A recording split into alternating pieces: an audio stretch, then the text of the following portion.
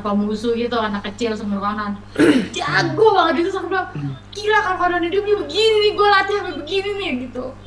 Dari kecil dia udah main ke tempat Max Metino. So mungkin aja apa yang standar benar, standar adil, apa yang kita bayangin tentang Tuhan itu ya berbeda ketika kita nggak hidup di realita kita sekarang gitu. Ada orang-orang yang ngomong negatif, ada orang-orang yang bilang tetap tetap tetap lo hebat, tetap kuat, gitu. Tapi juga sebetulnya dari toxic positivity gitu ya, bener-bener jadi kuat ya, itu tuh melelahkan. Apalagi kalau harus faking good. Malam hari ini ceritanya kita tuh mau ngobrol sama, kan kalau minggu kemarin kita ngobrolnya sama psikolognya Michelle ya, di dada-dadain sama psikolognya Michelle yang bantuin Michelle ngelewatin grieving seasonnya. Nah hari ini kita ngobrol sama psikolog sisi gua. Sebenarnya bukan psikolog juga sih. Emang psikolog, cuman hubungannya tuh lebih teman karena ini adalah teman baik gue dari kecil, dari SD, dari kelas 5 pertama ketemu makhluk ini. Jalan hidup kita berbeda. Yang satu jadi pendeta, Satu jadi pendeta, satu jadi bukan pendeta atau penjahat. enggak sih, enggak sampai penjahat juga sih. Penjahat enggak. Nah, bersyukurnya kemarin, ya maksudnya gue cukup bersyukur karena dari sisi gue nggak perlu cari-cari konsultan lagi, udah ada teman gue yang waktu itu sih sebenarnya pas Conan lagi naik turun juga nggak sering kontekan ya kak ya, lu baru sering nyariin gue setelah Conan Benar. pas away gitu. Ya, ya sebenarnya kan dari dulu juga kita udah inilah ya, udah ngobrol kan panjang lebar ya, banyak ya.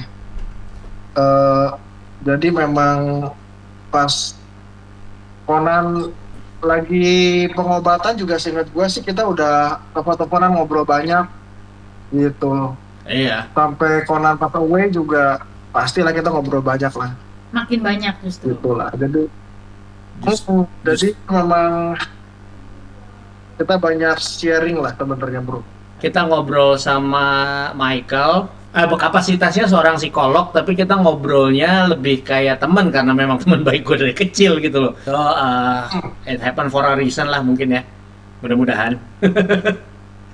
Enggak lah.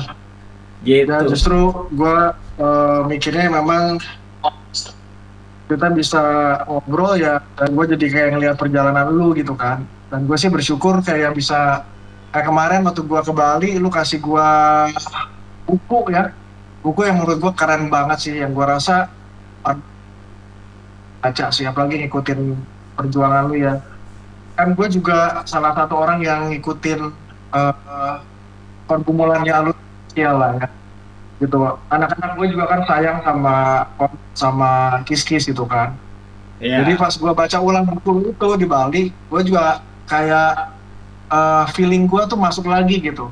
Mungkin karena baca sih ya, karena baca itu kan kita punya memori sendiri, punya imajinasi sendiri yang hidup gitu kan. Jadi pas baca tuh gue juga langsung, waduh feeling gue main banget gitu. Gue ngerasa kayak ya gue balik lagi ke masa-masa itu. Terus then gue jadi ingat lu orang tuh berdua bikin buku itu tuh gimana gitu ya. Gue ingat tuh sebelum bikin buku itu lu bikin lagu, udah gitu pergumulan lu juga yang gak gampang ya susah banget lah sebenarnya. Jadi gue tuh mikir kayak gila lu bisa menyelesaikan buku itu gitu ya. Ya sebagai recovery-nya lu juga gitu. Gue rasa teman-teman gue harus baca sih gitu. Kita berharap banget buku itu segera keluar. Kapan bukunya keluar bro? Hopefully by the time Michelle ulang tahun itu udah ready, which is Oktober, minggu pertama Oktober. Kita masih planning sih karena gue juga kan nggak pernah bikin buku ya. Ini pertama kali kita bikin buku dan biasanya gue kalau nulis berhubungannya sama film gitu loh. Jadi ini sama sekali dunia yang baru. Ini lagi cari-cari bantuan juga, siapa yang bisa bantuin untuk arrange launchingnya gimana gitu loh. Gitu. Ya, tapi ya karena karena mungkin lu juga tukang bikin film lah ya, jadi lu kayaknya bagus lah nulisinnya tuh bagus, ke bawah banget gitu, suasana orang kalau baca tuh suasananya ke bawah banget sih. Gue berharap tuh buku cepat keluar deh beneran. Gue jujur aja, gue tuh takut banget waktu kemarin ngajakin Michelle karena gue tahu mungkin yang apa ya, bagian terberatnya mungkin di Michelle, dan gue takut sebenarnya agak-agak sungkan ngulik-ngulik itu karena kan Conan tuh perginya tuh pas di pelukannya Michelle tuh, dan pas gua nggak ada itu. Jadi Oh iya. gua rasa ada apa ya, ada memori trauma tersendiri yang justru nggak gua alamin gitu, justru adanya di Michelle gitu loh. Plus dia kan sebagai nyokap ya, jadi sebagai ibu pasti ya, gua nggak tahu lah, gua nggak bisa bayangin juga lah. Jadi gua agak takut di sisi itunya gitu loh, untuk nanya. Cuman gue pikir salah satu a good sign-nya adalah ya di buku itu diceritain sih waktu kita sermon ibadah, terus dia cerita, wah oke, kayaknya temanya new life, kayaknya mungkin udah saatnya ada move on gitu loh. Nah itu gue tangkap sebagai tanda yang good sign lah. Itu kejadiannya baru loh sebenarnya. Kita nulis itu setelah Idul Fitri. Idul Fitri, setelah kita ke Dufan waktu itu, Oh, ngajakin anak-anak ke Dufan. oh iya. Jadi nulisnya itu sebentar banget.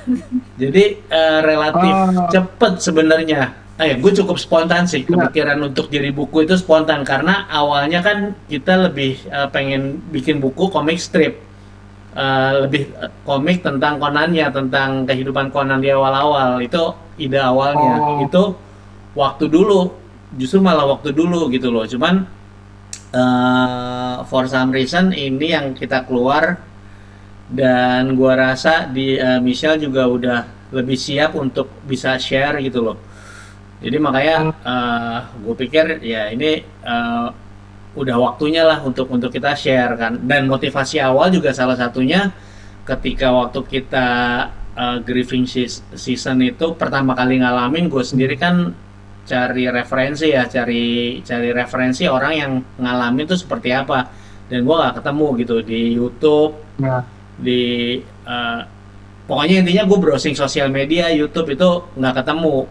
Yang ketemu ya itu psikolog doang, psikolog yang ngasih tahu oke, step-step grieving ini aja gitu loh, ini. Nah tapi gue nggak berasa relate karena gue nggak yakin orang yang cerita itu bakal pernah ngalamin atau enggak, karena buat gue tuh unless lu udah ngalamin, lu udah ngerasain, di situ lu baru punya kredibilitas untuk ngasih tahu gitu loh, untuk ngomong gitu. Nah, cuman kan ya lo emang udah ngikutin, jadi makanya gue salah satu yang gue paling grateful adalah ya itu, gue punya lo yang saat gue nggak ada yang nanyain, lo tiba-tiba nanyain gitu loh. Dan waktu sebetulnya timingnya juga lucu sih, waktu kita ngobrol itu waktu kita liburan kan, tiba-tiba pagi-pagi lo nelpon, dan kita memang lagi ulang tahun Kiskis itu, kita sekeluarga mutusin untuk ya udahlah kita keluarlah, kita berlibur. Waktu itu lockdownnya udah diperlonggar, kita bisa kabur ke pulau gitu loh. Dan pagi-pagi itu pagi-pagi itu loh, gue nggak pernah lo nelfon gue pagi-pagi waktu itu ya. Nah itu tuh benar-benar, jadi kita ngobrol panjang tuh di situ, dan itu yang ya gue grateful lah, itu ada layer yang terbuka lagi di pikiran gue tentang grieving. Gitu. Kalau gue sih sebenarnya bersyukur, gue ingat sih waktu itu kita video call ya, kita ngobrol, gue ingat lu lagi di pantai gitu kan. Nah gue tuh yang sebenarnya gue grateful juga gini, sama lu tuh temen ya, jadi kita bisa ngobrol tuh enak. Gue tahu perkembangan lu, gue kenal lu udah 30 tahun kali ya, lebih gitu kan, dari SD. Nah gue kenal banget lah lu siapa gitu. Nah justru yang gue mikirin juga Michelle waktu itu, karena Michelle tuh mau ngomong sama siapa gitu kan. Dan gitu juga kayak lu cerita gitu, lu udah sama Conan tuh berbulan-bulan gitu ya. Lu kan jagain Conan, Michelle jagain Kiss gitu kan. Dan di saat-saat terakhir, justru di saat-saat yang beratnya, yang pahitnya, ya Michelle sama Conan gitu. Dan Michelle tuh yang pegang Conan terakhir kali gitu. Jadi memang bener yang lu bilang, gak kebayang perasaan dia. Dan waktu itu kan juga kita bingung kan, dia mau cerita sama siapa gitu. Actually gue bersyukur sih, Michelle ketemu sama Audrey, somehow Audrey bisa bisa apa namanya approach ke Michelle, lalu ngobrol, which is lu teman baik gua, lu nikah sama Michelle, Michelle jadi teman baik gua juga, and then Audrey juga teman baik gua di kampus, terus kontak lu yang actually kemarin kan lu ngomong sama Audrey, gua belum lihat sih, di sini gua mau lihat. Nah gua lega sih, itu kalau tadi lu bilang lu bikin bukunya mendadak, kayak quote unquote mendadak cepet banget. Gua rasa justru tadi kan lu bilang lu serang sama Michelle, bakal gimana reaksinya gitu ya. Tapi justru gua rasanya itu lebih healing sih gitu buat Michelle, selain dia ngomong sama psikolog, terus dia juga bisa ungkapin gitu. Jadi kalau buat gua ini buku memang nggak harusnya effort keras untuk bikin alur ceritanya gitu. Alur ceritanya udah ada di kepala lu dan hatinya lu dan Michelle gitu kan. Jadi lu cuma tulisin aja dan Michelle tuh bujur Audrey komen nih, Audrey.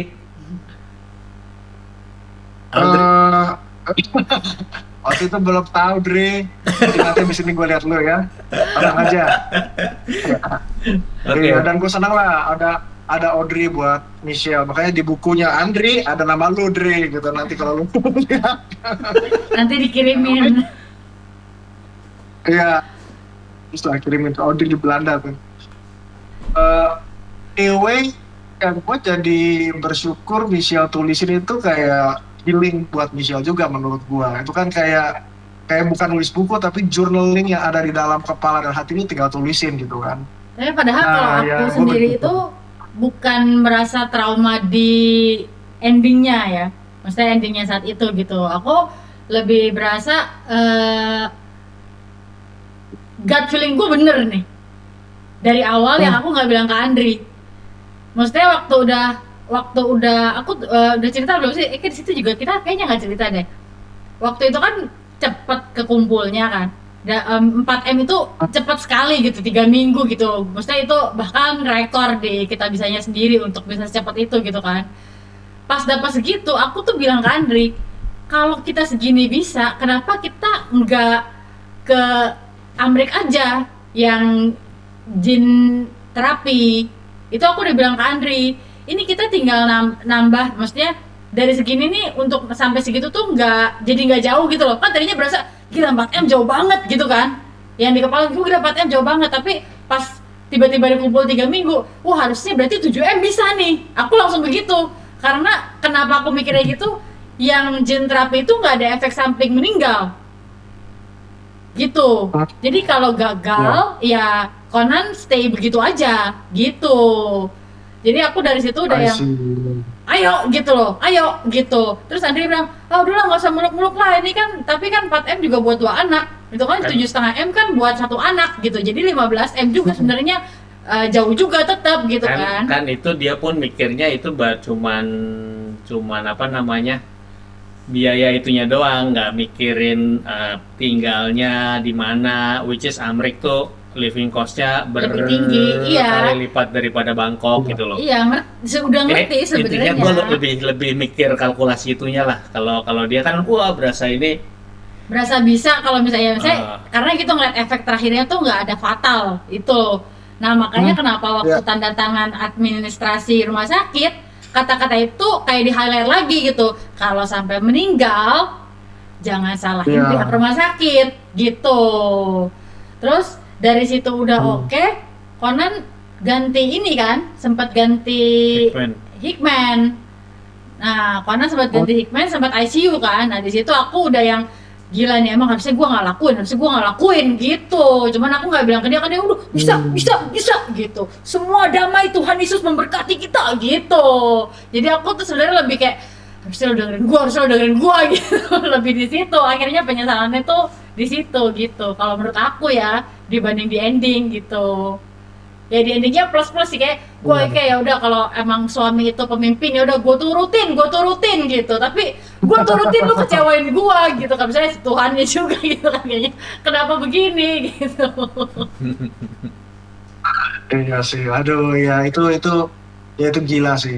Ya makanya gue nggak heran orang tulis buku Prank by God ya. Itu gue rasa ya pergumulan pergumulan yang benar-benar gila, kayaknya gue rasa orang tuh nggak gitu kayak yang lo alamin. Mungkin satu-satunya yang ngalamin ya lu doang gitu, dengan segala sesuatu yang didapetin begitu quote Cepat. unquote begitu cepat gitu ya, dan juga lu bisa ngelihat everything gonna be okay, tapi yang terjadi malah Sebaliknya. ya di tikungan terakhir beda, lu ditikung gitu kan. Jadi kayak memang eh, dan gitu.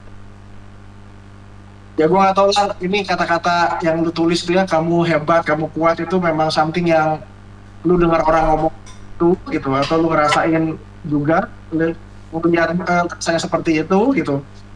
Kalau gimana sih? Lu sama Andre juga beda kan siapa feelingnya? Beda. Gimana? Putus-putus tadi. Iya, yang lu bilang kamu hebat, kamu kuat gitu loh. Oh. Itu tuh sebetulnya lu dengar dari siapa gitu. Ada memang lu sendiri begitu. Kayak lu ngerasain ini, oh gua ya orang bilang gitu hebat dan kuat, tapi apa atau ada orang yang ngomong begitu gitu langsung gitu, Iya, atau gimana sih gitu. banyakan tuh pas, terutama pas balik dari ini ya, sama ucapan sih sebenarnya, ucapan dari DM atau iya DM langsung lah, DM langsung, terus yang ketemu langsung aja, gila ya lu hebat ya, gila ya lu hebat. Gue pikir, ya gue nggak punya pilihan gitu loh, bukannya gue hebat, lu juga kalau di posisi gue juga lu nggak akan, eh maksudnya iya, karena kita nggak punya pilihan apa-apa lagi, mesti dihadapin gitu. Pilihannya apa? Orang begitu udah masuk ke situ, prosesnya udah kayak gitu ya, lu nggak bisa quit. Mau nggak mau lu harus jalan sampai ujung gitu. Sebenarnya dokter juga udah bilang dari awal ini no turning back nih. Sekali jalan ya sampai selesai. Selesainya dalam arti baik maupun dalam arti buruk gitu loh. Jadi gua nggak punya pilihan. Nah, cuman kadang-kadang gitu, begitu dibilang gitu kayak apa ya, itu rasanya bukan kata-kata yang tepat diucapin buat orang yang ngalamin itu gitu loh. Tapi ada yang mau diucapin begitu, Ada ya? masalahnya. Banyak mah.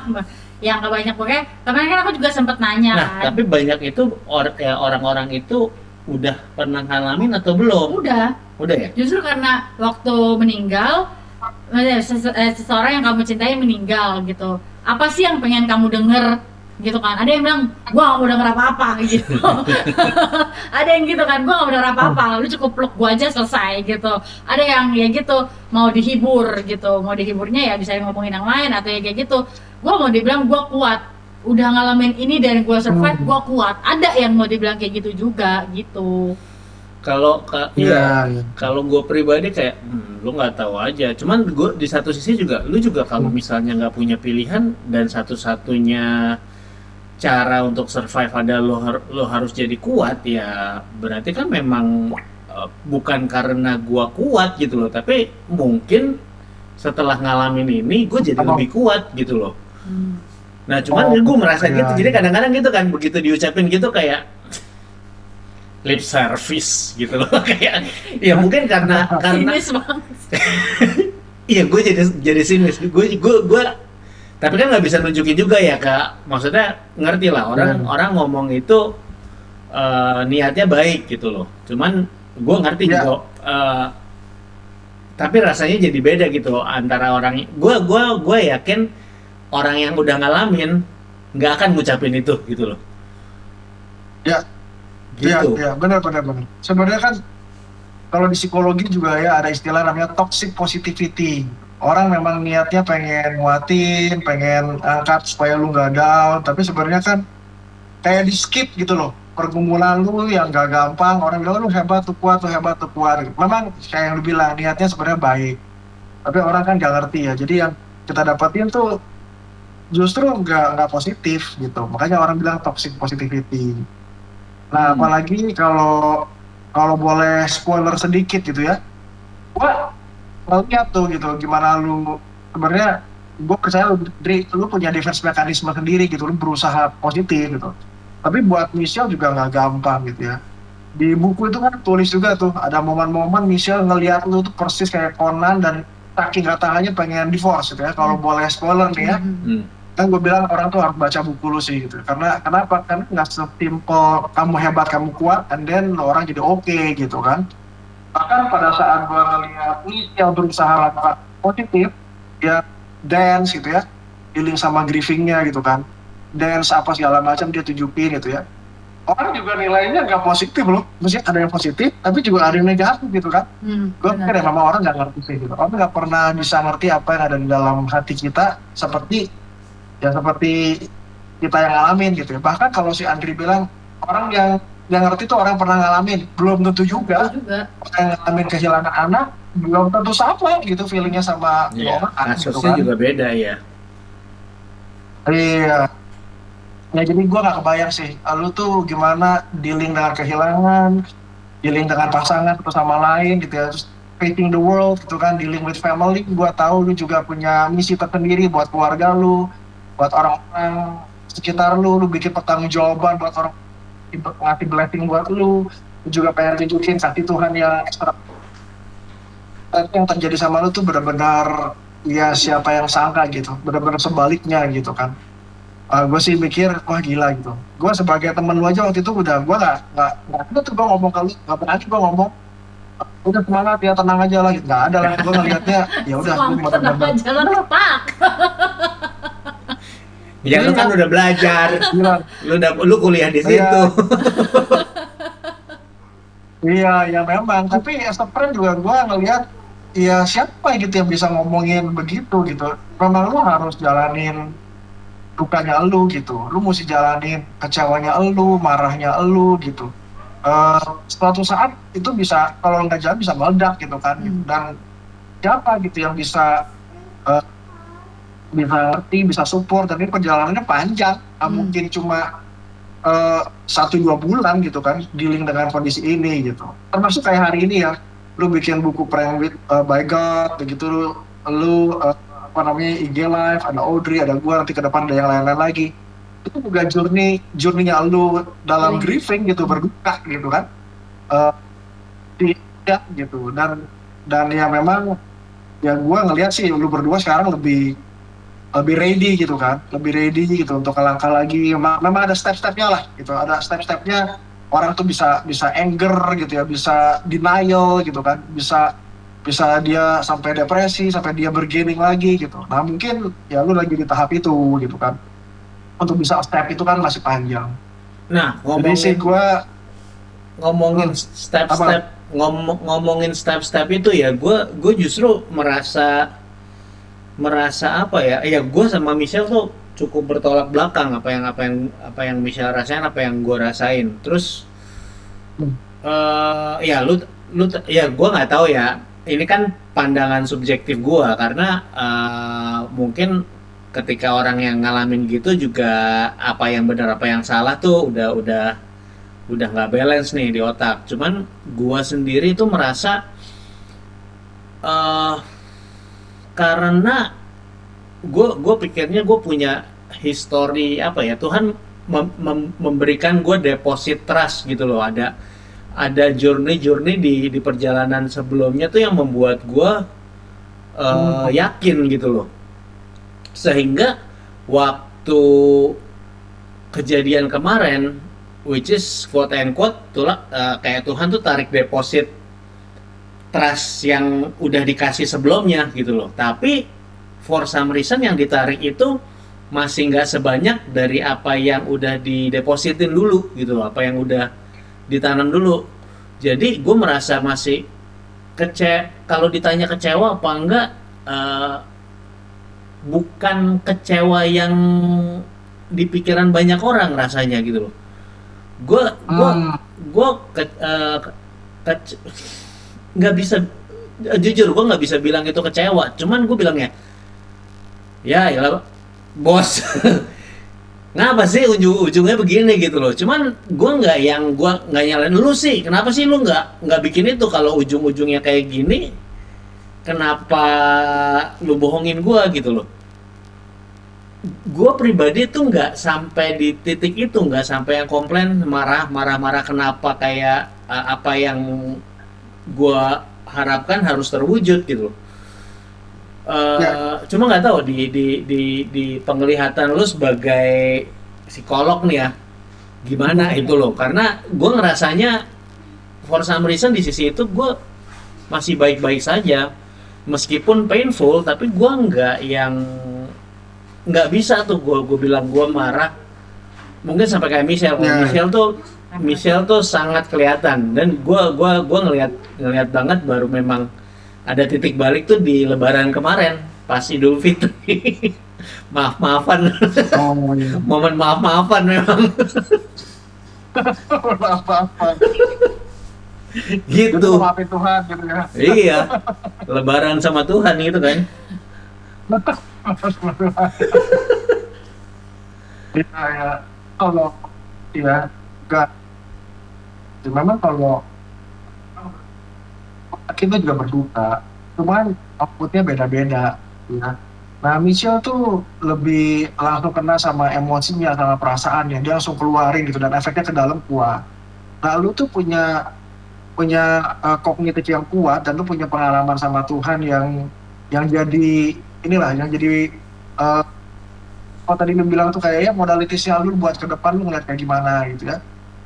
Tapi sebetulnya itu ya kalau jujur sih, gue juga ngeliat ya eh, itu cara cara berdukanya lu gitu ya, dan itu memberikan efek lain loh, efek ke Michelle yang ngeliat lu oke-oke aja, itu juga dia sebel sebenarnya ngeliat lu gitu kayak lu bukan dia. Gue ingat Michelle ngomong, lu karena udah lama sih sama Conan, gue udah spend time banyak banget sama dia, dan gue kayaknya ngerasa oke-oke aja, tapi gue nggak oke gitu kan, dan ngeliat lu oke nggak menolong gue jadi lebih oke gitu kan. Nah, cuman lu berusaha strong, berusaha kuat gitu. Nah, mungkin sebetulnya ya itu ada jadi kalau ada stage of grieving itu ada masih denialnya bro. Nah, tapi gue inget ya waktu terakhir itu menurut gue nih yang lu lebih lebih open sama perasaan lu, lebih jujur sama perasaan lu waktu kita ngobrol soal Ayub. Kenapa Hmm. tuh ada di Alkitab ya ada Ayub yang jadi menderita? Kenapa sih ada hal kayak gini? Lu mesti cari secara kognitif gitu. Tapi di situ lu lebih open gitu loh. Perasaan lu lebih open. Bahwa iya ini ada grieving gitu. Cuman ya orang beda. Ada orang yang langsung keluar, ada orang yang gitu dan mengizinkan dia marah sama Tuhan. Gitu. Lalu lebih banyak ya pikirin secara kognitif sebetulnya what's the reason gitu. Pasti ada hal yang baik, pasti ada dampak, pasti ada efek gitu, dan distraksi lu kuat banget tuh. Lu bikin lagu, lu bikin tulisan ini, lu bikin YouTube, lu bikin macam-macam gitu ya. Nah, ya semoga sih ya waktu pembicaraan kita dikit-dikit itu ngomong, lu juga keluar gitu emosinya gitu, lu juga keluar eh, apa namanya pergumulan lu gitu. Yang gua rasa ada sih gitu. Tapi kalau sampai enggak, justru di depan nanti ya, di depan terus setelah ngelewatin sekian lama itu bisa muncul lagi dan rasanya bisa beda gitu, bisa beda dari feeling yang oh gua apa ya bisa tetap tahu gitu ya. Ternyata ada momen-momen tertentu yang bisa jadi pemicu, bisa balik ke titik itu lagi. Ya kita nggak tahu, semoga sih nggak sampai begitu gitu, semoga nggak sampai begitu. Cuma kalau gua tetap melihat lu jalanin sisi grieving juga meskipun beda. Hmm. Tahu deh, misalnya gitu nggak sih? Ya aku sih mikirnya ya pasti ada sisi apa ya grievingnya masing-masing lah kan, ya balik lagi kan orang beda, apalagi ya kayak tadi Koko bilang, aku juga kepikirannya apa mungkin karena aku cewek gitu kan, jadi lebih main emosi dibanding cowok ya biasanya emang lebih ke pikiran gitu kan, logis gitu. Jadi ya udah selama masih acceptable buat aku ya aku biarinin juga aja gitu. Aku juga tahu kadang-kadang dia suka mimpin Conan terus nangis gitu, kalau aku mimpin Conan malah udah nggak nangis gitu kan, dia masih gitu kayak gitu. Jadi aku mikirnya Ya, ya udah emang ya pasti beda-beda lah gitu kan, nggak ada yang sama gitu.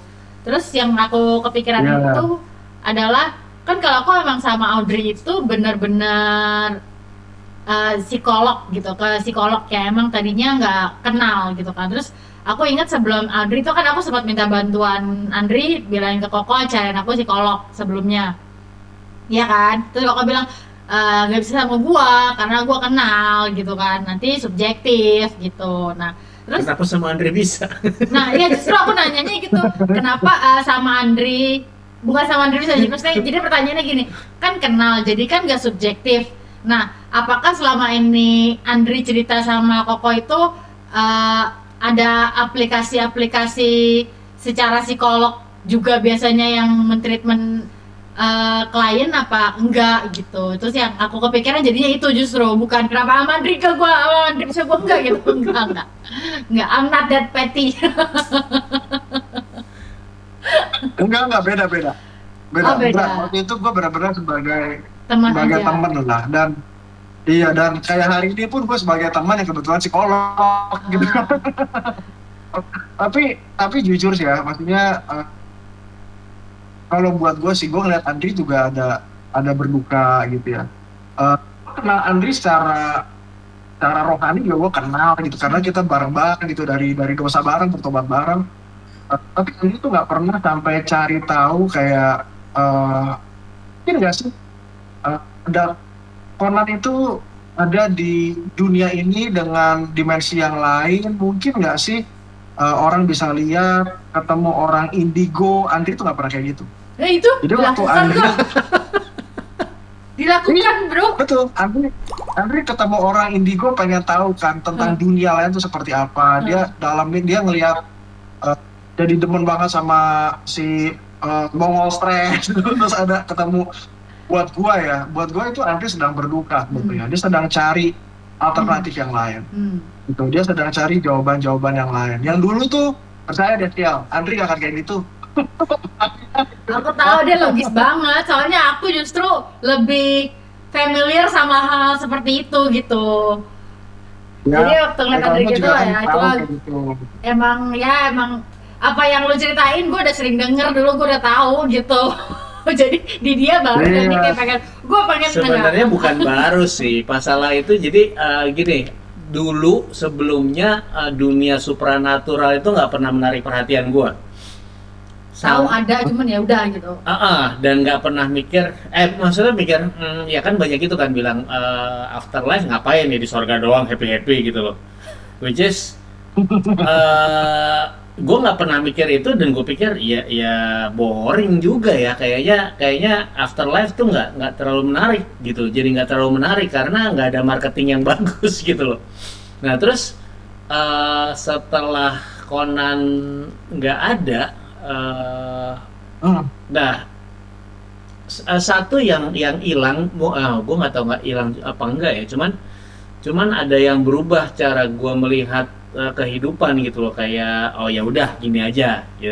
Kayaknya wajar deh gitu, maksudnya orang yang habis kehilangan gitu, oh ternyata ya hidup gini aja kan. Nggak, dan gue nggak jadi nggak apa yang menemukan itu asik gitu loh. Kehidupan tuh nggak seasik dulu sebelumnya. Nah, and then ya of course gue jadi pengen tahu afterlife tuh seperti apa. Sebenarnya gue nggak nyari itu karena ada video yang muncul, cuman dan waktu itu Mongol juga, which is Mongol punya histori yang waktu dia kesaksian awal-awal gue tahu kan, tahun awal-awal 2000 lah itu. Dia ke gereja-gereja cerita tentang ini itu terus hilang, terus muncul lagi jadi stand up comedian. Nah, gue merasa dia punya kredibilitas dalam hal ngomongin supranatural. Nah, kebetulan dia diajak collab sama satu gerombolan indigo, jadi gue menganggap karena ada sinkronisasi yang gue lihat, jadi gue merasa karena kredibilitas dari Mongol itu dulu, jadi gue rasa oke, lucu juga nih, karena waktu itu kan emang bener-bener gue butuh hiburan kan. So ya after itu gue ngeliat oke. Nah setelah gue ngikutin beberapa lama dari yang skeptis apa enggak, cuman gue jadi berpikir mungkin afterlife itu nggak seboring yang gue pikirkan. Terus Tuhan buat gue ya, kayak Tuhan tuh terlalu kecil memang kalau ciptaannya cuma dunia dan seisinya doang. Jadi kita ini cuma salah satu bagian terkecil dari dari universe yang Tuhan buat gitu loh. Jadi gue jadi berpikir ini salah satu sisi positif yang gue dapat ya. Ya afterlife itu masih banyak hal yang akan kita discover gitu loh. Bukannya abis afterlife seperti yang diajarin di agama Samawi, agama Samawi lebih spesifiknya. Afterlife ya lu tinggal ke surga hidup sama Tuhan gitu, kayak it's boring. Kayak to be honest, dari segala marketingnya, neraka tuh lebih menarik kelihatannya daripada surga. Lebih orang-orang keren adanya di neraka, orang-orang. Terus segala sesuatu yang bisa ngelakuin wah hal-hal keren ya itu at least itu yang diajarkan agama lah ya gitu ya. Jadi gue merasa gue jadi setelah ngikutin hal-hal itu, bukan ngikutin sih, gue nggak mengambil apa yang mereka ucapkan sebagai kebenaran, tapi itu jadi referensi gue aja. Ternyata oke, kita yang kita alami tuh baru seperberapa kecilnya dari apa yang ada di universe Tuhan gitu loh. Itu yang menurut gue ada sisi positif yang justru bisa gue ambil dari mereka gitu loh. Aku baru sadar ini Instagram aku loh, pantesan yang nonton gak banyak. Oh. Baiklah.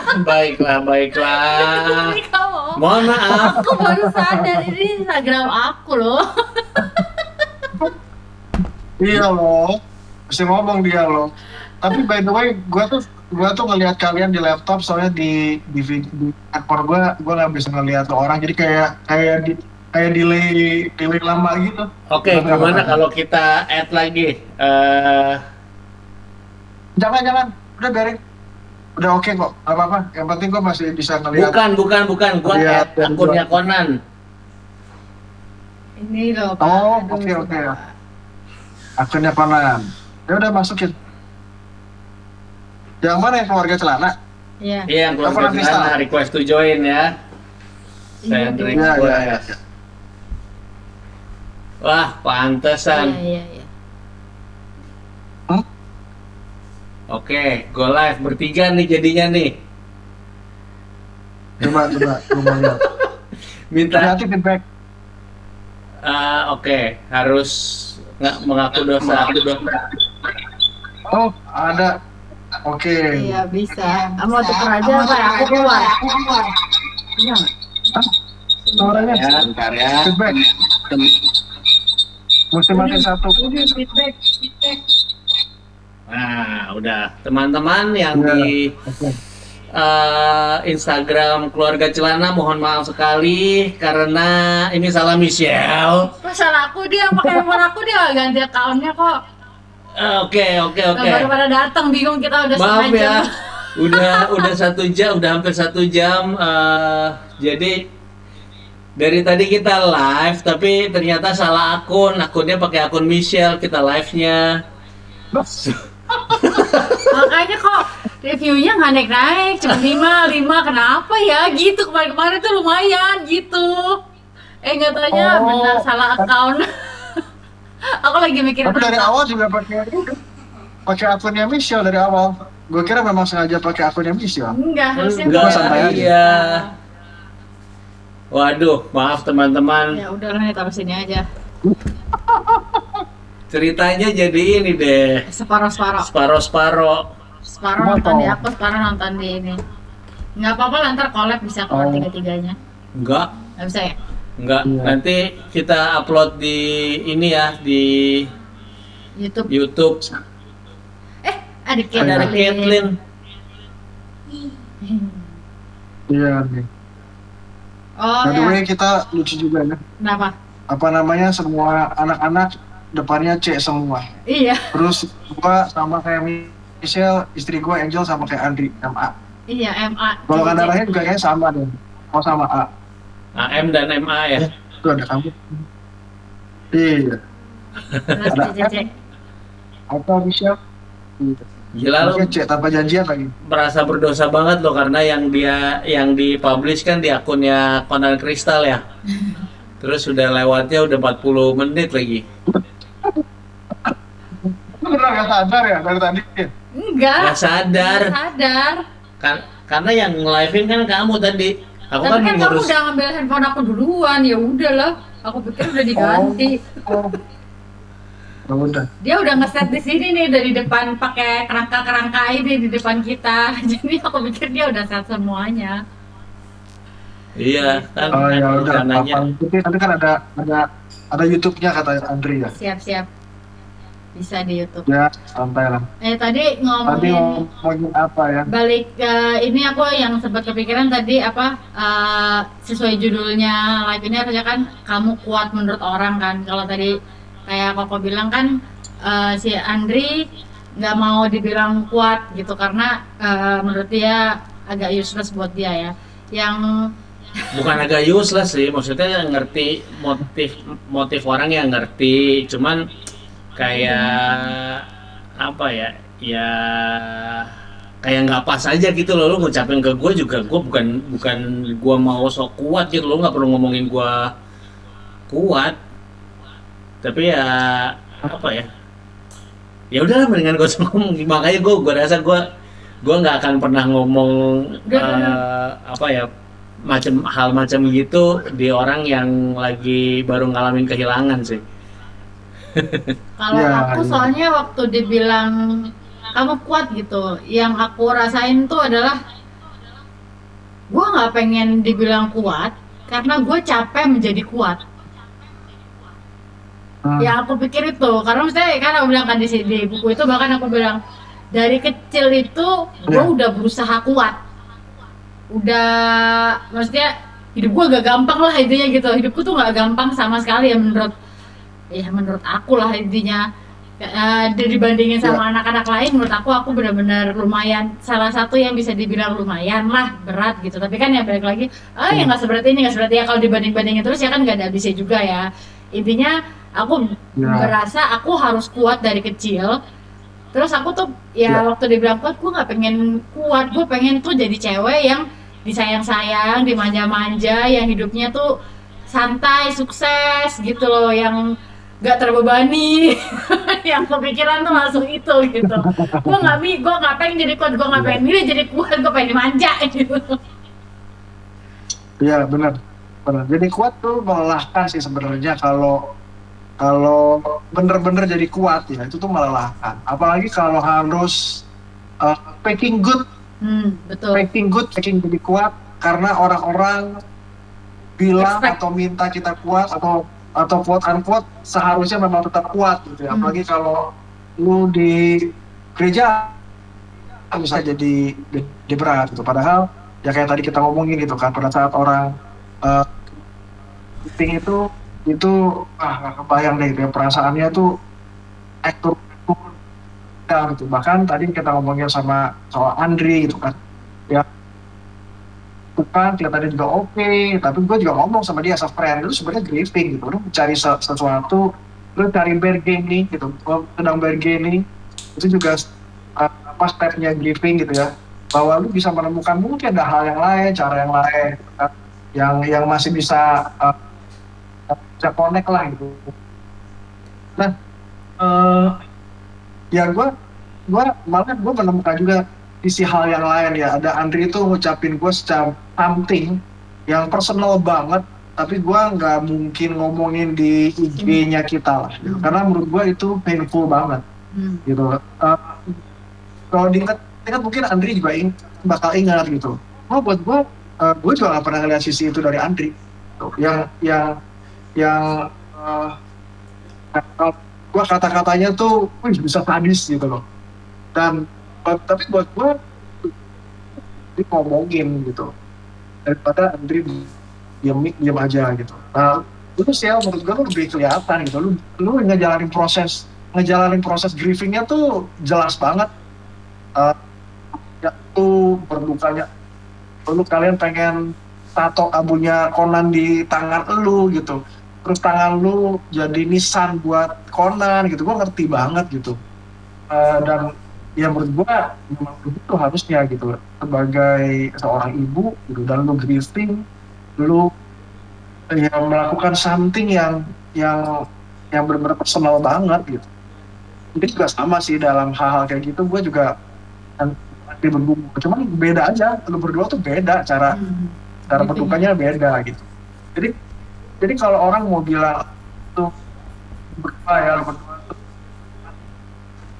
mesti ngerti dulu gitu apa yang lu berdua alamin gitu setelah kehilangan Conan dan itu dia atau friend gitu ya yang udah ngeliat jalan gitu, sampai titik ini. Dan lu berdua hebat, lu berdua kuat bener-bener gitu.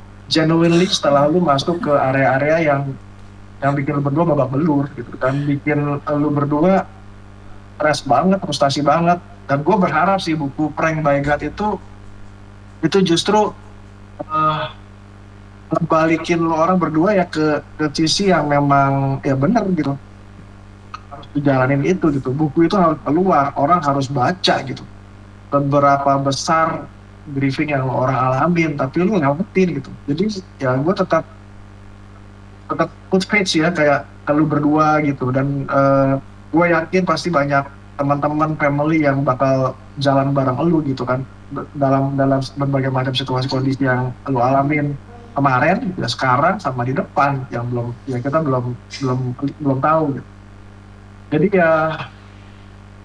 ya sih gue senang sih lo orang bikin buku itu, gue senang lo orang bikin IG live, lu bikin YouTube, lu bikin cerita-cerita tentang thalassemia segala macam. Itu tuh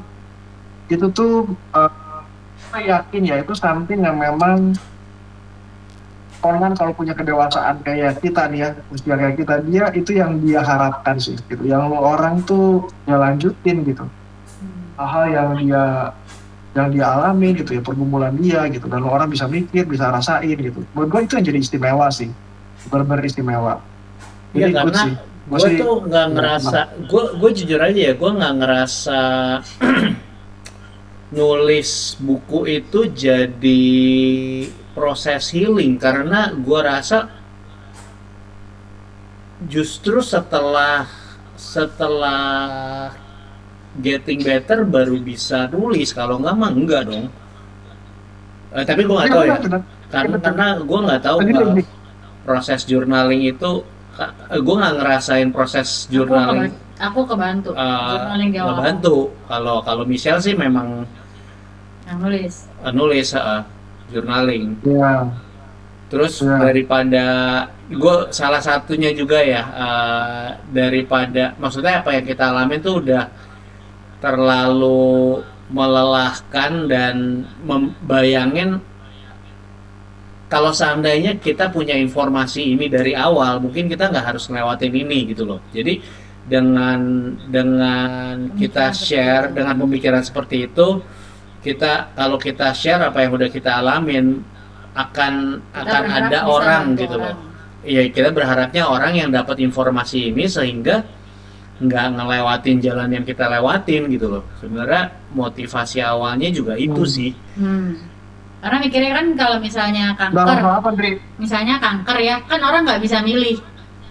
Tahu-tahu ada gitu kan, ngerti kan maksudnya? Kalau kanker nih tuh orang nggak bisa milih gitu, kayak lucky draw aja gitu ya kan. Nah sedangkan kalau yang kita ini sebenarnya kan bisa dicegah gitu. Di awal sekali thalassemia itu bisa dicegah gitu, cuman masalahnya kita waktu itu kagak tahu gitu kan. Terus ya ikut-ikut aja, maksudnya ya ikut, disuruh begini ya kita ikut, ada gini kita ikut ya, kita usahain kesembuhan gitu. Tapi ya balik lagi, kalau dari awalnya kita tahu ada yang namanya thalassemia terus bisa dicegah, ya nggak mungkin lah kita mau nyemplung gitu kan. Istilahnya kayak DB aja, kita oh ya rumah gua harus bersih supaya nggak ada nyamuk gitu kan, sesimpel itu gitu kan.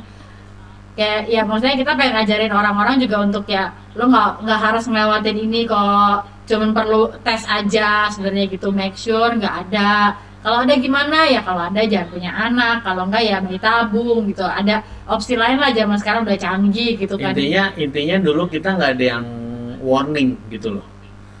Jadi kita pikir kalau kita warn orang akan lebih baik, dan paling tidak hidup Conan tuh nggak sia-sia gitu kan, daripada ketika ya udah selesai terus kita diam gitu loh. Dan akan ada orang-orang yang mungkin sebenarnya bisa selamat nggak ngalamin hal yang kita alamin dengan dengar informasi ini gitu. kayaknya lebih sia-sia gitu loh. Ngapain kita ngalamin ini, ya kan? Itu sih pemikiran kenapa kita pikir kita harus share, bukannya ada bukannya apa ya, dengan begini kita jadi memanfaatkan ini untuk gain apa popularity gitu loh. Oh Tapi enggak lah.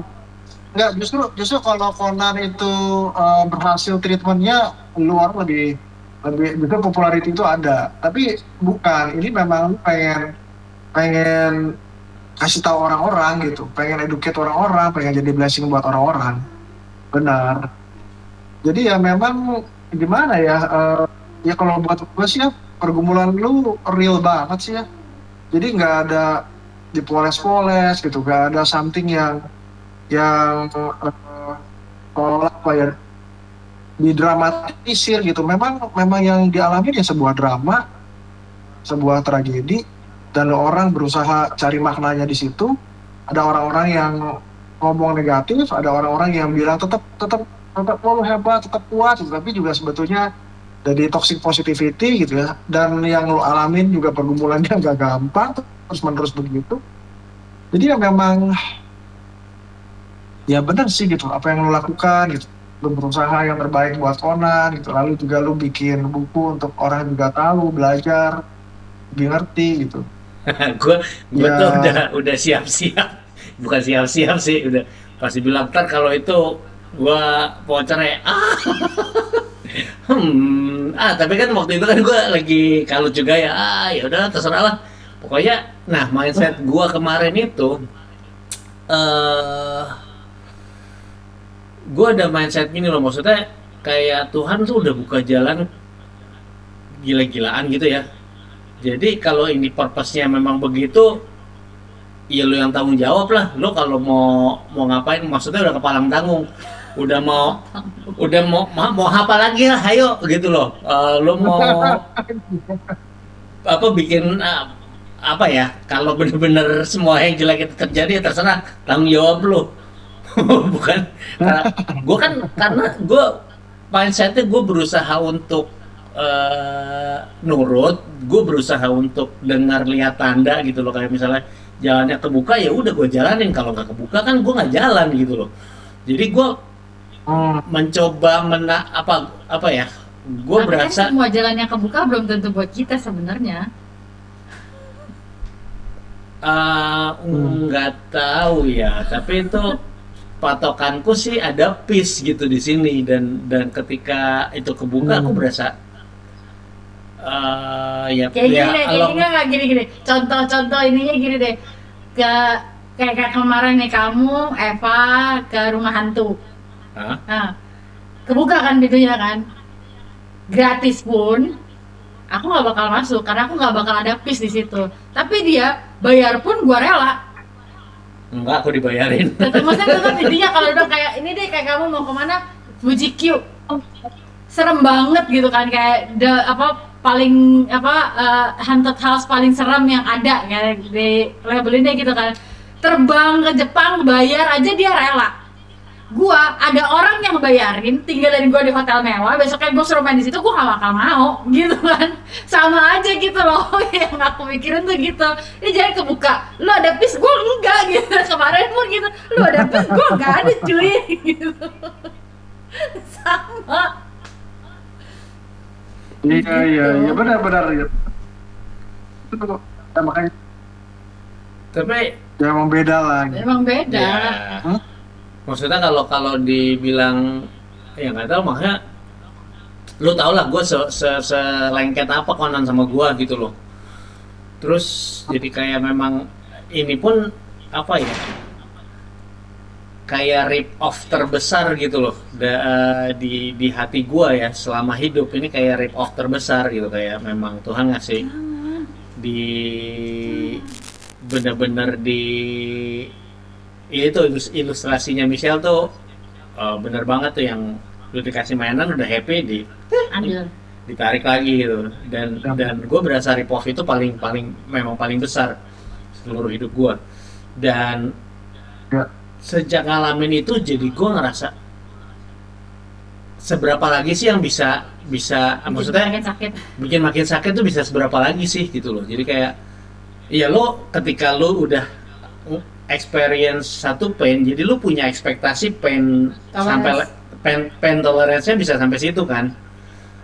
Gue jadi wondering, nggak tahu ini mengubah gua atau enggak, jadi kayak oke, greatest loss apa lagi sih yang bisa terjadi sama gua gitu loh. Gue tuh berasa itu mungkin mungkin itu mengubah beberapa hal di cara pandang gua sih tentang hidup gitu. Jadi nggak tahu baik atau buruknya nggak tahu ya. Cuman ya udah yang kayaknya yang udah level ultimate-nya udah gitu loh. Jadi ada mungkin ada rasa yang mati juga. Gue nggak ngerti apakah empati mati, cuman mungkin bukan empati mati ya, cuman kayak ketika ada yang ngerasain gitu, ya tau lah lo kalau misalnya kayak lihat anak-anak kecil sakit apa jatuh terus lecetnya dikit doang tapi nangisnya heboh gitu, ya lo kan nggak yang ya baru gitu aja. Meskipun nggak ngomong ya, tapi ada kadang-kadang kalau pikiran jahat itu ada pemikiran itu gitu loh. Ada perasaan itulah, bukan pemikiran, bukan dalam arti mau ngerendahin orang ya, tapi yang ya gua nggak akan ngomong gua ngerti perasaan lu sih, cuman ya selamat datang di realita gitu aja. Tapi kalau menurut tuh, jadi kalau misalnya nih kita tarik kalau ke Tuhan ngelihat lu gitu, dia bakal ngelihat tuh pain yang kayak gimana sih? Hah? Gak mungkin, masa Tuhan ngelihat tuh kayak pain yang kayak tadi kayak lu ngeliat anak kecil jatuh kan gitu doang, kan gak mungkin dong. Enggak, ini jadi kan kalau ngomong mencoba mencari sudut pandang Tuhan ya, itu kan selalu berandai-andai kan karena kita nggak mungkin tahu kan, kita berandai-andai. Nah, gua mungkin karena imajinasi gue tinggi juga ya, jadi gue berpikir mungkin level pain apa yang kita alamin sendiri ukurannya beda, dan kalau memang dibilang ada ukuran kekekalan itu, yang kita alamin sekarang itu kan masih kita kan hidup dalam kurungan waktu gitu loh, dan kita nggak ngerti nih hukumnya yang di dimensi selain ini tuh apa gitu loh. Buat gue mungkin kita belum lihat sudut pandang itu aja. Mungkin kalau seandainya nanti benar-benar afterlife ada ngeliat, oh ternyata begitu doang yang kemarin gitu loh, bisa jadi begitu gitu kan. Jadi ini imajinasi gue aja sih, gue nggak ngerti bener apa enggak gitu. So mungkin aja apa yang standar benar, standar adil, apa yang kita bayangin tentang Tuhan itu ya berbeda ketika kita nggak hidup di hukum realita kita sekarang gitu. Mungkin aja berbeda. Pengalaman ini membuat gue berpikir seperti itu gitu loh. Jadi gue nggak mempertanyakan lagi, kebanyakan mempertanyakan abis ini apa, abis itu apa. Gue cuma tahu oke, orang yang entitas yang gue pegang, yang gue rasa gue kenal dari dulu ya itu. Jadi kebenaran gue berdasarkan itu aja gitu loh. Gitu. Jadi dan nggak ada yang lebih gila, maksudnya nggak ada yang terlalu gila untuk lo heran kalau yang gila itu terjadi gitu loh. Wih, gila. Sial, lu ngerasa gitu juga gak sih? Sial, pandanganmu sama kayak Adri, bisa dengar Adri ngomong kayak gini lah gitu. Kamu ngerasa memang kayak gitu juga atau punya point of view beda sih? Aku nggak pernah mikir sejauh itu sih. Kejauhan ya gue pikir. Maksudnya nggak gini, bedanya kan kalau aku kan kecilnya itu dididik secara Buddhis ya gitu, dan aku taunya dunia apa untuk kayak di Buddhis itu ada 21 alam selain manusia, bahkan manusia itu termasuk 4 alam terendah selain alam binatang, hewan, dan neraka, apa tumbuhan, hewan, neraka sama apalah aku gitu, pokoknya aku taunya gitu. Dan di atas kita ini masih banyak gitu, dan kita ditimbang berdasarkan karma gitu. Dan dibilang bener nggak bener, eh maksudnya cerita-cerita ini film gitu kan, cerita-cerita film gitu. Banyak yang menceritakan gitu. Baik benar maupun fiktif itu berdasarkan fakta atau legenda atau apa, tapi eh, jadi menarik gitu. Maksudnya aku mikirnya gitu ya dari dulu. Misalnya kayak gini deh, kayak agama ini kayak tadi misalnya naga, ya kan? Naga di Amrik, naga di Western sama naga di Cina aja beda. Gitu, tapi ada naganya gitu kan. Tapi modelnya beda gitu. Jadi aku mikirnya ya kepercayaan orang itu tidak bisa dibatasi oleh dengan satu Tuhan, bukan satu Tuhan sih, bukan nggak bisa misalnya aku ngebayanginnya nggak sesempit itulah gitu loh. Kalau misalnya dibilang kayak Andre tadi bilang Satu kalau konsep tertentu doang. kalau misalnya kayak Andre bilang ya udah kalau misalnya habis itu misalnya udah kita orang baik nih ya udah habis ini masuk neraka apa masuk neraka orang baik nih kita masuk surga terus tapi di surga gitu doang gitu kan kayak enggak deh maksudnya nggak mungkin sesimpel itu gitu dari dulu aku udah berpikir gitu nggak mungkin sesimpel itu pasti ada hal lain gitu ngapain Tuhan Ya, betul. cuman kita suruh hidup ya elah juga sampai 70 tahun juga banyak kan sekarang terus habis itu suruh leha-leha gitu di keabadian gitu kayak what gitu kan. Nah, aku pengen sih leha-leha aja. Gak seru gitu kayaknya gitu Aku kayak pengen tadi leha-leha gak aja. seru gitu. Jadi kalau misalnya aku tidak terbatas, misalnya aku ya dari kecil udah beda, memang nggak bukan yang Kristen gitu kan, meskipun jadi Kristen tapi ya ide-ide seperti itu tuh masih ada di kepala aku gitu. Karena kayak aku juga kepikiran gini, salah satu temanku tuh ada yang ateis, ya kan.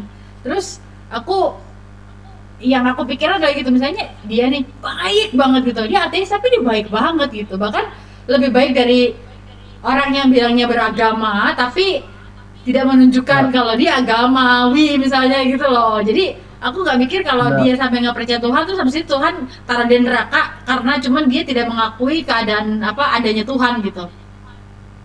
Aku maksudnya Tuhan nggak sempit dan nggak sepelit itu. Lu nggak akuin gua, oke masuk neraka gitu kan kayak kasihan banget sih Tuhannya gitu kan, perlu followers apa gimana gitu kan, jadi jelek gitu lagunya. Ini kenapa kita jadi ngomongin surga neraka ya? Kita ngomongin soal peaceful, gimana lu orang cari peace-nya gitu kan, makanya lu ngerasa kayak lu nggak meragukan Tuhan gitu karena lu udah punya pengalaman hidup yang bersama Tuhan tuh beda gitu kan. Kalau Michelle ngeliat nggak bikin sejauh itu gitu.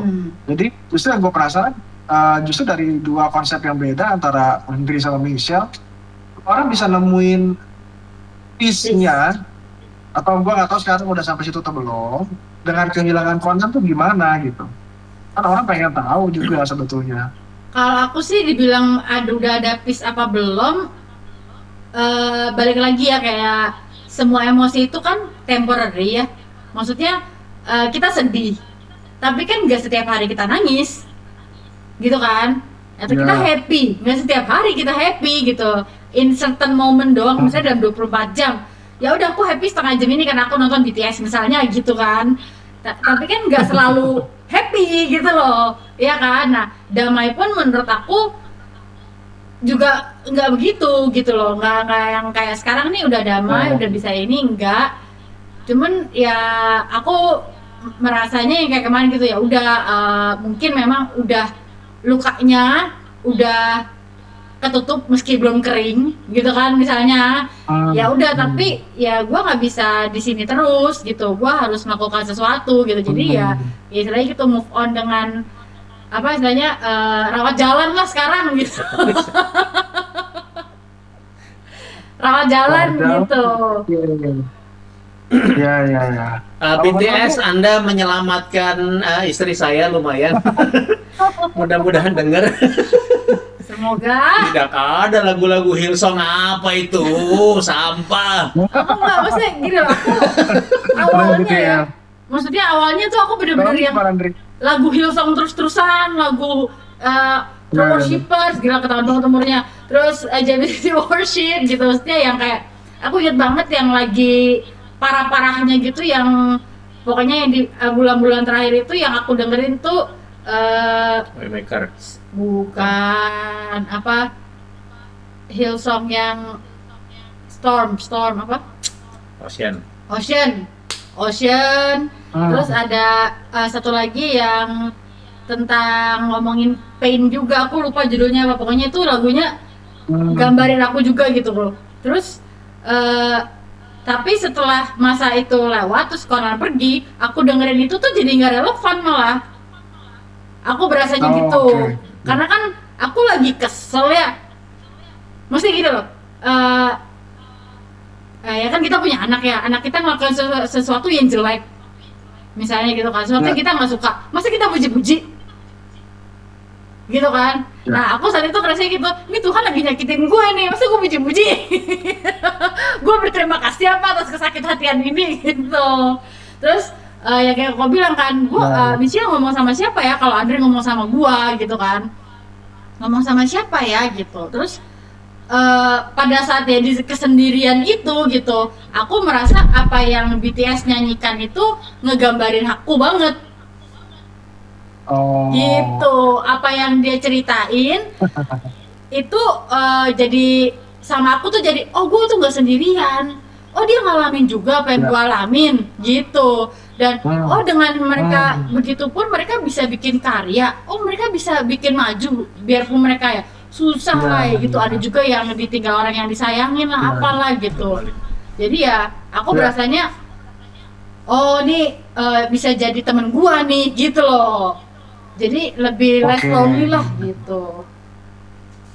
Ya, kalau apa ya, kalau gua ngelihatnya jadinya kayak kan ini ada namanya istilahnya momen, momen ada satu momen sama ada satu state gitu ya. State Hmm. itu situasi kondisi gitu loh.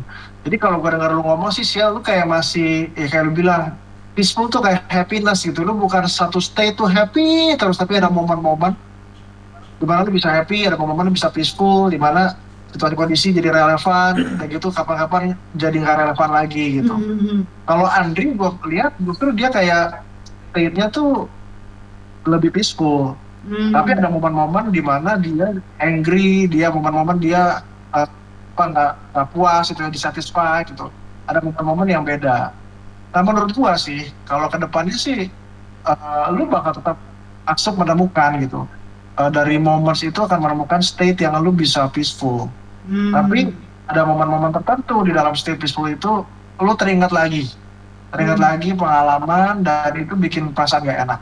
Hmm. Eh, dan dan Andri apa gitu, dia masuk ke state yang peaceful tapi akan juga muncul gitu momen-momen yang tiba-tiba muncul lagi gitu, nggak enak gitu ya.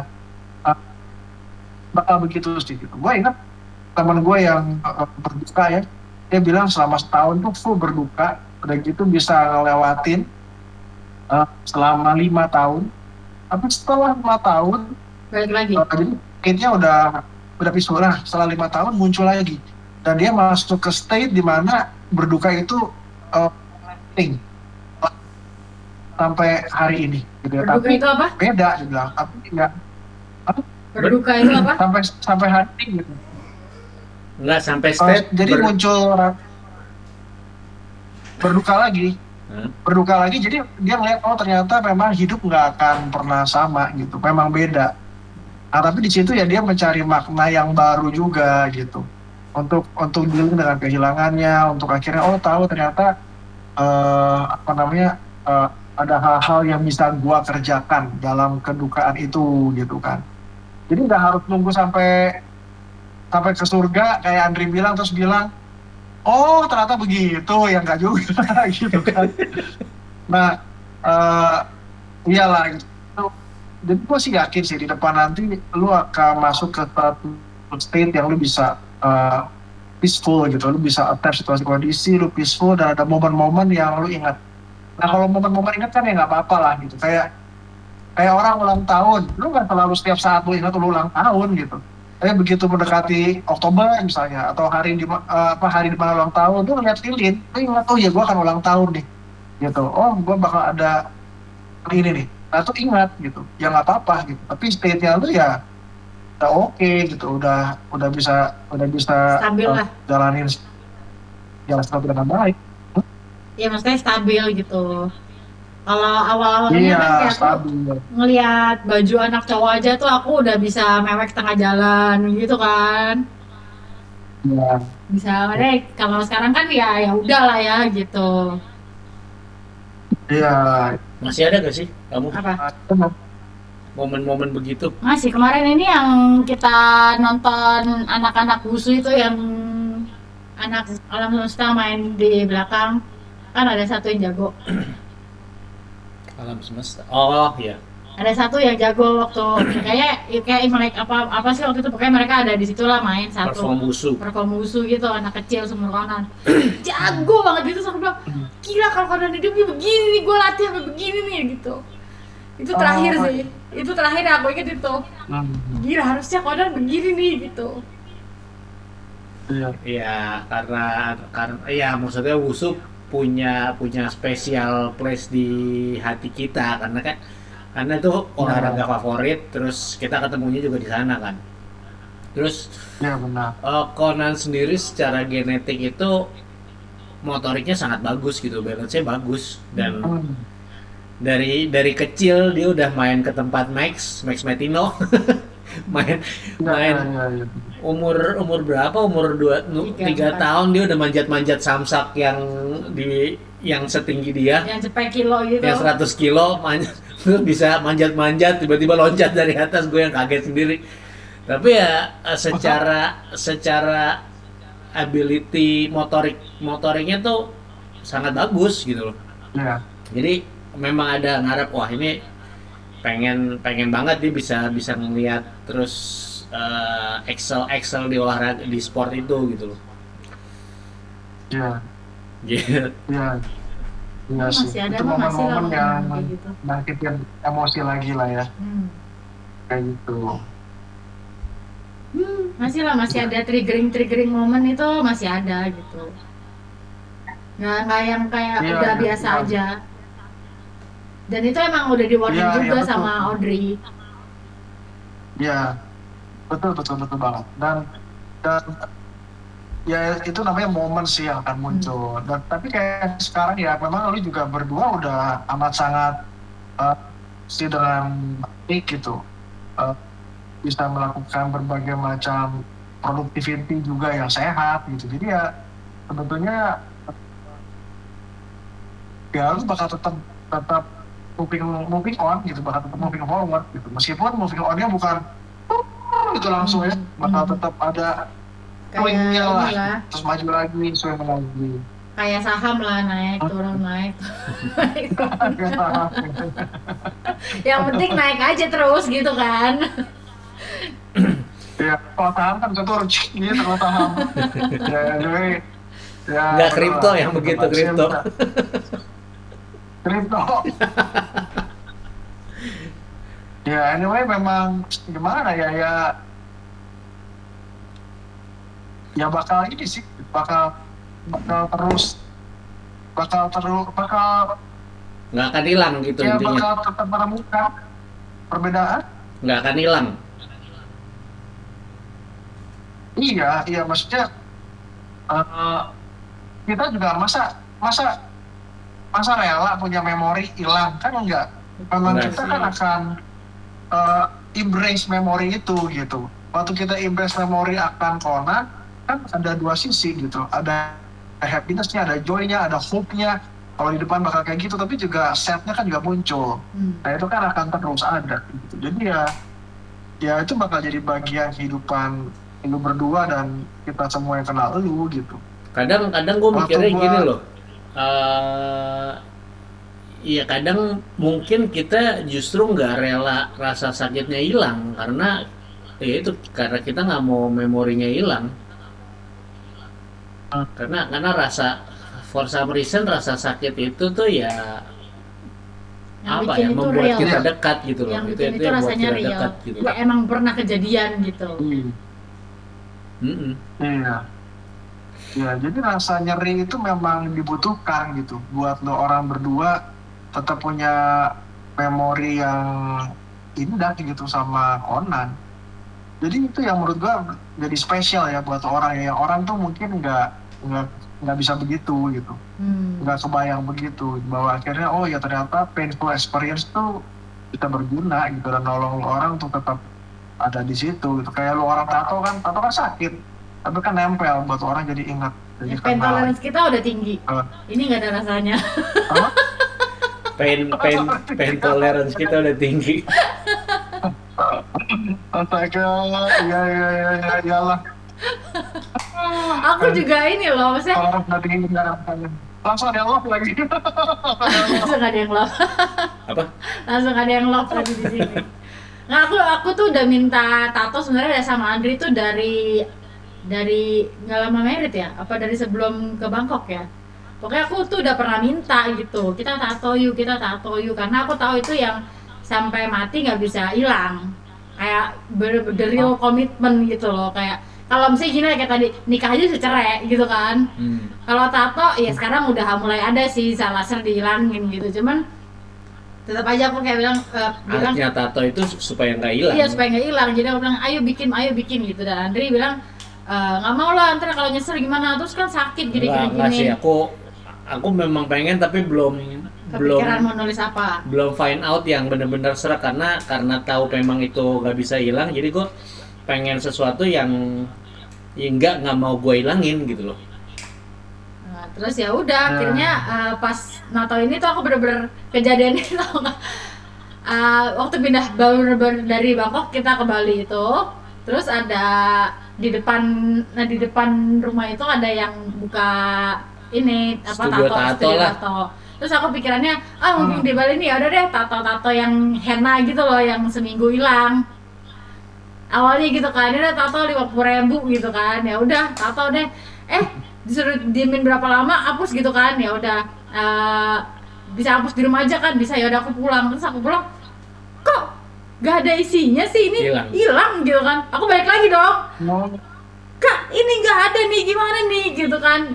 Ya bener dong gitu kan. Terus dia ngelakuin lagi, coba lamain Kak, lamain. Ya udah aku lamain kan sampai besok, sampai bener-bener kering di tanganku, dihapus hilang. Terus besoknya aku balik lagi dong, Nggak nempel. gimana sih nih? Hilang nih. Ya udahlah Kak, kalau emang pengen banget beneran aja. Ya udah nih beneran. Jadi bener-bener karena kesel dan emang pengen gitu. Jadi ya udah beneran, ya udah tambahin aja 200.000 deh gitu. Jadi 250.000.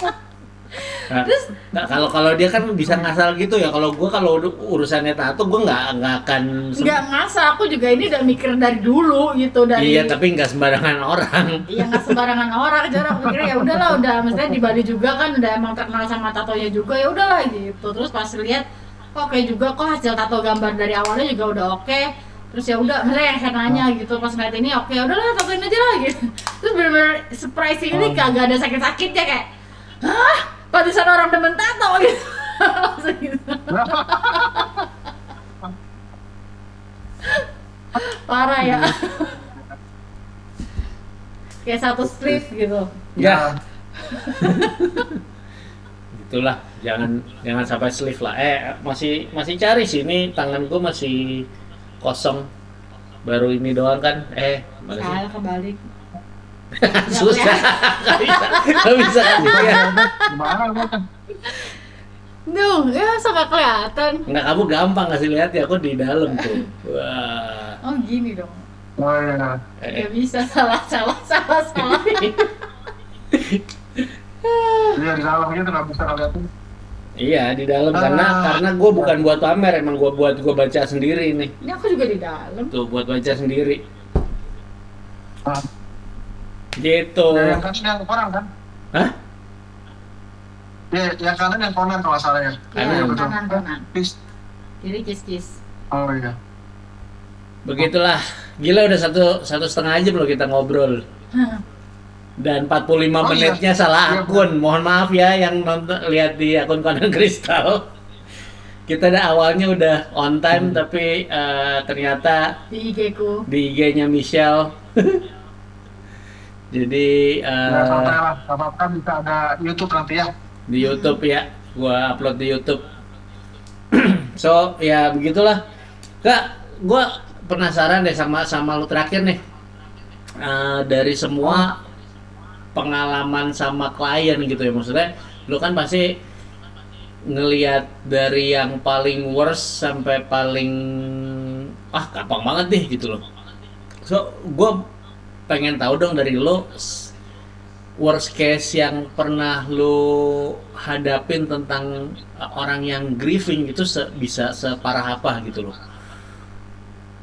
Maksudnya buat oh, buat ini ya, buat belajar seberapa parah kalau kalau masalah grieving ini nggak dihandle gitu loh, dihandle dengan baik. ya, ya. Eh, ya sebenarnya tiap orang unik sih ya gitu. Kayak pengalaman lu juga istimewa. Terus gue tuh pernah juga dealing sama satu family gitu ya. Terus kayak gitu eh, suaminya tuh cancer gitu. Dan pada saat gue temenin di hari konseling gitu. eh, dan di hari konseling itu suaminya tuh tetap sempat sempat koma gitu. Terus di hari apa namanya setelah lagi konseling hari itu dia bangun, dan di hari bangun itu dia ngomong sama gua, gua udah oke, udah sehat.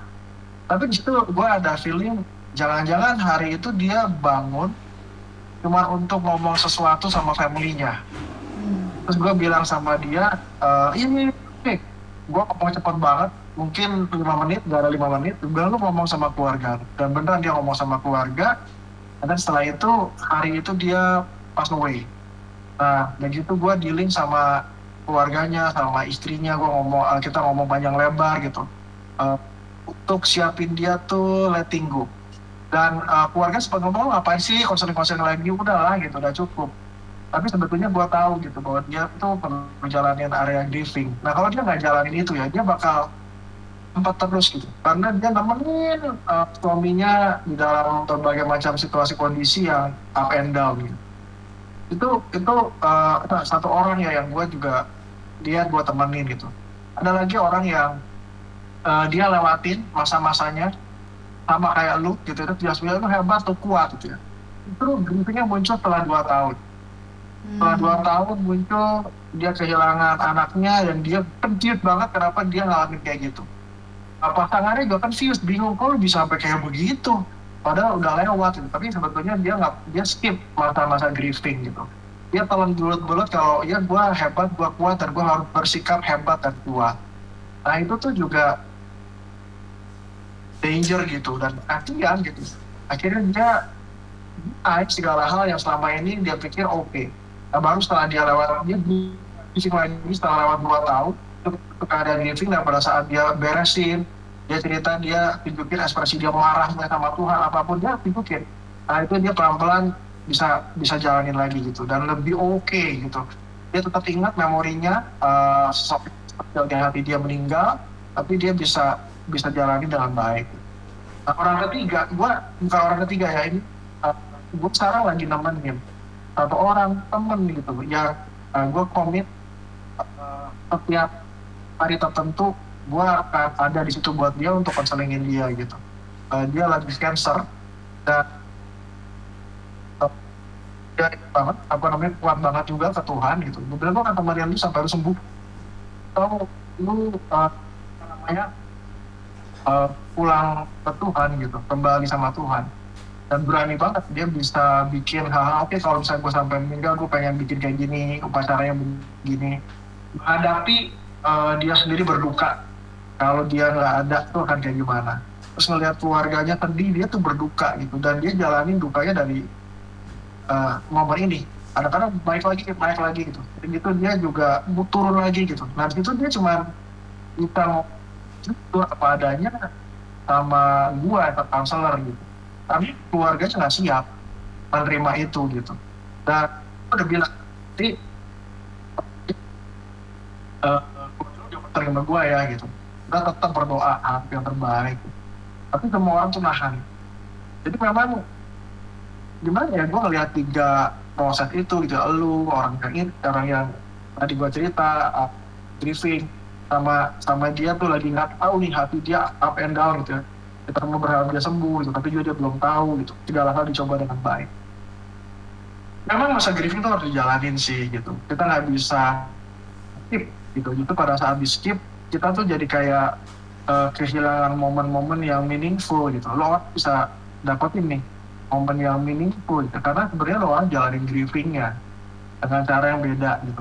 Satu sama lain bisa beda gitu. Meskipun suami dan istri sama orang juga gitu sih, Rachel itu mereka terus dijalanin itu gitu, dan itu is okay. Kita bisa sedih ya, bisa marah, bisa kecewa, bisa bergaining gitu, bisa nggak terima gitu. bisa bisa bisa berbagai macam cara gitu, tapi wajar banget itu apa gitu orang jalanin grieving gitu, dan nggak harus buru-buru eh ulik gitu. Dulu dulu tuh kayak bayangan, oh itu kan lagi apa juga Kristen, kalau mati masuk surga udah happy aja lah, nyanyi lagu-lagu happy gitu. Tapi sebetulnya banyak orang yang kayak begitu, dia area grievingnya seolah-olah nggak boleh grieving. Nah itu tuh sakit banget sebetulnya.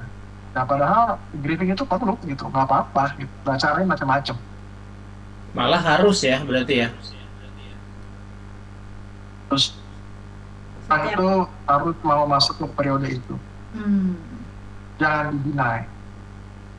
Tuh justru ya orang yang beragama juga, uh, kalau kita percaya dan yakin orang yang kita sayang itu masuk surga, lalu kita nggak boleh grieving gitu, kita bersyukur karena dia itu, kita punya kepercayaan bahwa dia itu akan sudah bersama-sama dengan Tuhan. Tapi kehilangan orang yang very close and personal gitu kan, uh, ada darah kita di situ gitu, nggak mungkin nggak grieving. Hmm. Makanya gue bilang sama lu kan, lu juga pasti lu juga grieving gitu, meskipun cara lu beda. Lu punya peaceful iya gitu. Itu bagus, lu bisa punya peaceful pada saat lu grieving gitu. Nah ya memang perlu dijalani, perlu berani masuk ke dalam perasaan kita yang paling dalam gitu kan, lalu ya bicarakan itu, lalu jalanin itu gitu. Itu akan oke gitu, bakal sehat gitu. Bakal tadi tema kita, lu hebat, lu kuat, nah karena lu jalanin grievingnya gitu, bukan lu skip grievingnya. Hmm. Baru bisa gitu, jadi orang yang tetap hebat dan kuat. Iya sih, betul betul. Ya kayak Michelle juga kan awal-awal selalu apa ya, kabur ya dari perasaan itu, denial. Terus juga ada cerita dulu dulu kan dia sebenarnya di keluarganya dia di atas dia ada satu satu cici lagi ya Ah. yang nggak survive lah, pas lahir nggak survive, tapi keluarga maminya dia diumpetin malah, abis ini nggak survive malah nggak dikasih tahu, even kuburnya nggak dikasih tahu gitu, jadi kayak biar biar nggak sedih, tapi ya mungkin itu jadi mempengaruhi mental ya pasti ya. Jadi mami iya gitu maminya Jadi dia. mamiku lahir sebenarnya kan emang pengen banget punya cewek, karena kan aku udah punya 2 koko. Nah jadi yang dari yang kedua ini ke yang cewek ini tuh bedanya 2 tahun gitu. Jedanya 2 tahun kan deket ya, jadi mereka bertiga ini jedanya deket lah, 2 tahun gitu. Nah terus ya gitu, nggak taunya waktu lahiran hidup gitu, sempat pokoknya sempat dibawa pulang karena dia meninggalnya di hari ke-10 gitu. Oh. Jadi udah dibawa pulang gitu, udah maksudnya dari rumah sakit udah dibawa ke rumah, udah dirawat gitu. Cuman memang katanya sempat kata mami bilang ini kayak nggak sadar, dah pingsan anak gua atau kenapa nih gitu. Terus jadi ternyata akhirnya setelah beberapa tahun kemudian gitu baru kesal, ternyata dari awal pun udah dibilang ini anaknya terlalu kuning gitu, jaundice kan sebenarnya kan, terlalu kuning gitu. Cuman entah kenapa nggak diobatin apa, terus tapi ada lagi yang bilang tiba-tiba darahnya kayaknya nggak bener, kecampur, ngomongnya gitu kan. Sebenarnya nggak mungkin darah kecampur gitu, maksudnya kayak aku sama Panan pun darahnya beda A sama O gitu kan, pasti sebenarnya ada medis lain yang mereka sendiri juga nggak tahu atau kenapa, terus mereka nggak kasih tahu juga gitu. Akhirnya ya udah bener di hari ke-10 dibawa pulang. Mami bilang ini makin gak bener anaknya kayaknya, terus kayaknya demam atau matanya mendelik apa dia bilang gimana, terus dibawa lah sama kakak iparnya ke rumah sakit. Nah di rumah sakit udah dijelasin yang itu tadi lah, ternyata anaknya gini, tapi ya pokoknya mereka pulang tanpa anaknya, bilangnya anaknya dirawat gitu. Kayak dibohongin lah. Iya sampai beberapa Supaya- saat pokoknya kayak ya mana kalau dirawat pun ya gue mau jenguk lah gitu kan, gue pengen atau gimana gitu loh, maksudnya namanya anak sendiri gitu kan. Terus akhirnya dikasih tahu kalau ya ternyata anaknya meninggal gitu, tapi ya gitu udah dikubur aja gitu aja, terus ya dia nggak dikasih tahu apa-apa gitu loh. Dengan motivasi Heeh, supaya nggak kuburannya sedih pun nggak gitu dikasih loh. tahu gitu, jadi ya di situ sebenarnya mami udah stres banget gitu, makanya kenapa akhirnya jarak ke akunya jauh gitu, karena ya di momen itu dia jauh stresnya gila-gilaan, dia bilang ya gua udah gila lah itulah gitu, gua udah gak mau ketemu orang, gua pengen bunuh diri gitu, udah yang begitu gitu loh, karena kan pengen banget punya anak cewek kan gitu, pokoknya emang udah secara mentalnya tuh udah runyam, terus emang nggak ada yang ngedukung juga gitu di rumah gitu, kayak gitu kan tiba-tiba diumpetin kayak apaan sih anak-anak gua nanya, terus sekarang punya anak kan gitu kan, terus ya udah akhirnya dia punya aku itu program gitu, program supaya punya anak cewek gitu, karena ya itu kehilangannya kemarin gitu.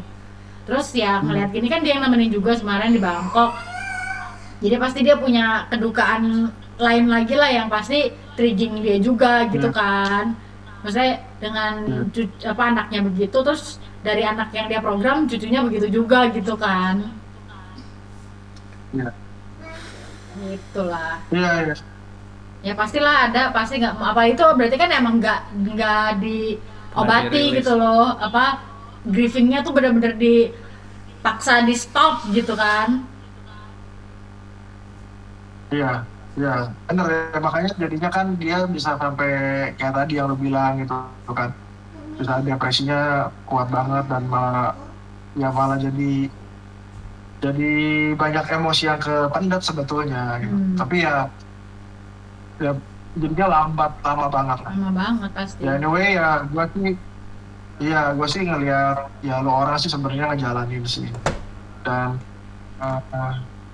ya nggak apa-apa gitu, maksudnya kayak tadi punya point of view yang berbeda, cara yang berbeda, melihatnya gimana, apa itu juga nggak apa-apa gitu. Dan ya udah gitu, sekarang sih ya ke depan ya gimana ya gitu ya. Ya udah. Kira gimana ke depan akan jalan seperti apa? Jangan, nggak tahu, jalanin aja lah udah.